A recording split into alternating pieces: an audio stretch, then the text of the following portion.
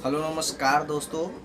मैं गौतम कुमार गिरी बिहार के एक छोटे से गांव से रहने वाला हूं, सीतामढ़ी ज़िले से।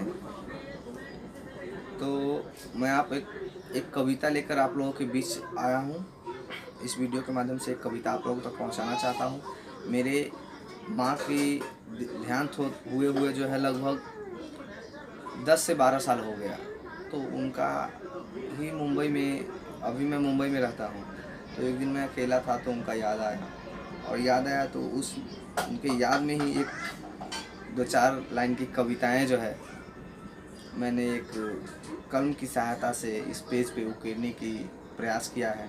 और यह कविता कैसा लगता है आप लोग कमेंट सेक्शन में ज़रूर बताइए। और उन सभी भाइयों को मैं ये कविता डेडिकेट करता हूँ जो अपने माँ और पिताजी से बहुत ज़्यादा प्यार करते हैं और अपने माँ बाप को सदैव अपने दिल के कोनों में बसाए रखते हैं। चलिए तो मैं कविता स्टार्ट करता हूँ। माँ अमृत की खान बापू जीवन नाव खेवैया, मुँह से की कसूर भयो प्रभु जी, छीन लियो मोरी मैया, छीन लियो मोरी मैया। दो आंखें होते हुए भी जो एक नज़र से देखते हैं, वो बापू मैया सा कहाँ कोई दूजा कोई निरेखता है। दो आंखें होते हुए भी जो एक नज़र से देखता है, वो बापू और मैया सा कहाँ कोई निरेखता है। मैया मोरी अमर अतुल्य जो रक्त से अपने सींचती थी, 9 माह कोख में रखकर सबकी पालन पोषण करती थी। वो बापू का भी महत्तम रोल था, जिन्होंने निस्वार्थ हमें पढ़ाया था, इस रंग बदलने वाली दुनिया से रूबरू कराया था। हाँ माँ का भी अपनी भूख मारकर, माँ भी अपनी भूख मारकर अपने बच्चों का पेट पाला था। वो पिता भी अपनी निराला था, जो खून अपनी जला जला कर एक एक रोटी कमाया था। इस लाइन को मैं फिर से दोहराता हूँ। माँ भी अपनी भूख मारकर अपने बच्चों का पेट पाला था। वो पिता भी अपनी वो पिता भी निराला था, जो भूख अपनी जला जला कर, जो खून अपनी जला जला कर एक एक रोटी कमाया था।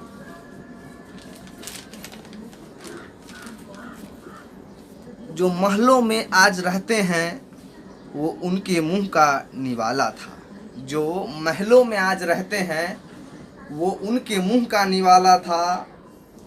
खुलते ही ज्ञान की पटल जो घर को अपने छोड़ गए, जन्मभूमि को अपने छोड़ गए।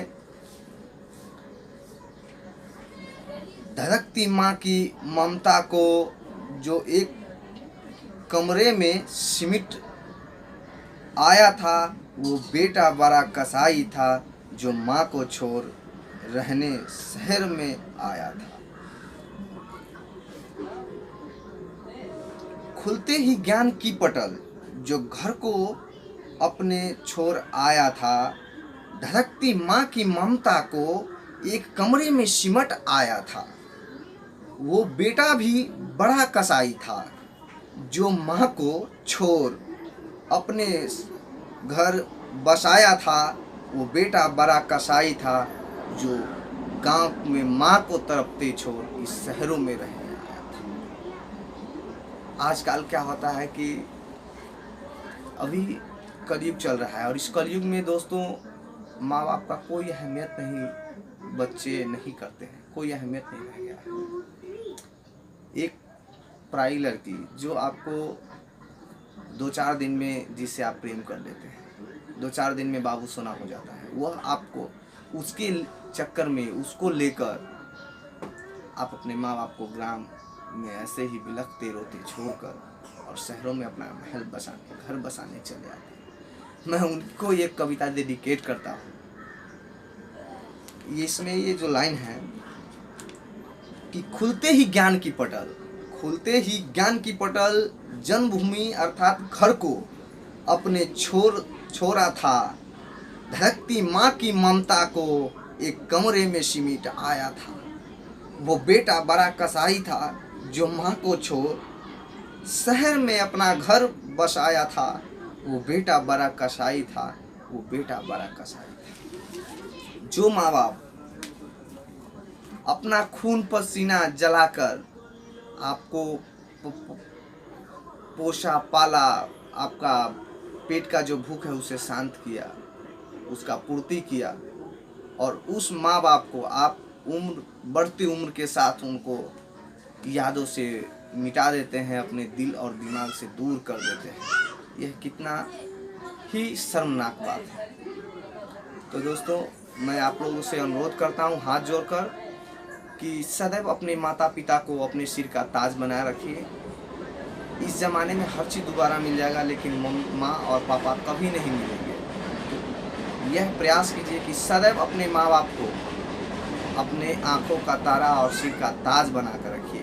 बचपन में वो आपको सर का ताज बनाया था, बचपन में वो आपको सर का ताज बनाया था, माँ के आँखों का तारा आपने ही सजाया था। माँ ने आँखों का तारा आपसे ही सजाया था। वो बापू बचपन में आपको सर का ताज बनाया था। कंधों पे बिठाकर जो सारी दुनिया आपको दिखाए थे, फिर उनको क्यों बढ़ती उम्र के साथ आपने यूं छोड़ा था, आपने यूं छोड़ा है। शहरों में घर बसा है, शहरों में रहने आए। तो कहने को तो बहुत सी बात है, पर मैं अब अपने शब्द को विराम देता हूँ और मैं आशा करता हूँ कि इस कविता को आप लोग सपोर्ट करेंगे और सहयोग करेंगे। यदि आप लोग का सपोर्ट और समर्थन मिला तो एक से बढ़कर एक कविता मैं लाऊंगा। और अगला कविता जो लाने वाला हूँ उसका टाइटल है अकेला जीना सीख लो। जो इस आधुनिक युग में कुछ युवा ऐसे हैं जो कभी भी उनको यही मालूम नहीं पड़ता है कि उनको करना क्या चाहिए, ज़िंदगी में क्या करना है, ये नहीं सेट ही नहीं कर पाते हैं। तो जब तक जिस मनुष्य की ज़िंदगी में यदि कोई लक्ष्य टारगेट ना हो, कोई गोल ना हो, उस मनुष्य का जीवन कोई जीवन नहीं है। वह सिर्फ खा और कमा कर जी सकता है, पेट पालन पोषण करने योग्य ही धन अर्जित कर सकता है। तो मैं उस कविता के माध्यम से बताऊंगा कि युवा को किस तरह अपने बढ़ती उम्र के साथ अपने मन मस्तिष्क को एकत्र कर अपने लक्ष्य को साधना चाहिए, लक्ष्य पे सटीक अटिक जो है रहना चाहिए और दृढ़ संकल्पित होना चाहिए। चलिए, नमस्कार, धन्यवाद।